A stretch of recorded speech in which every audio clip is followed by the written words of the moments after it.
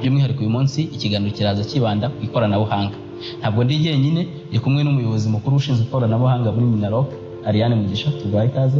Murakoze cyane. Nk'uko nari maze kubararika rero, iki kiganiro kiribanda cyane cyane ku bijyanye n'urubuga rushyashya rurimo kubakwa rwitwa Mbaza. Ni urubuga rugamije guha ijambo abaturage mu bibakorerwa kugira ngo biborohere kugera kuri serivisi ndetse n'ibyo tuvuga byo kwegerera umuturage bigire kuko bigire igisobanuro cya nyacyo.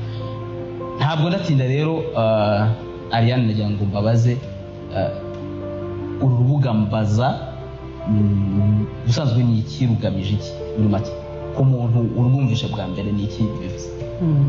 Murakoze Ferdinand.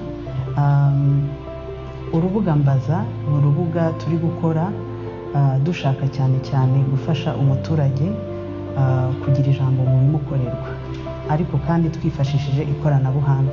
Hari imbuga nyinshi zihari, ariko uru rwa Mbaza itandukaniro ni uko ari urubuga rw'ikoranabuhanga tugiye kujya twifashisha kugira ngo umuturage agire ijambo nk'uko bisanzwe, yaba ari mu kubaza ibibazo citizen complaints, cyangwa se no mu gutanga ibitekerezo ku bintu bitandukanye, ndetse no kuba bavuga ibyiza babona, kuko akenshi ntabwo nk'igihugu ntabwo tugira ibibazo gusa, ariko tugira n'ibyiza. Hari igihe umuturage aba anejejwe na gahunda runaka yamugezeho, azajya yifashisha uru rubuga Mbaza. Ni urubuga rugari ruzajya rwifashishwa mu gutanga ibitekerezo, kubaza ibibazo, gukurikirana ibijyanye na serivisi, kugaragaza niba twarazishimiye cyangwa tutarazishimiye muri ubwo buryo.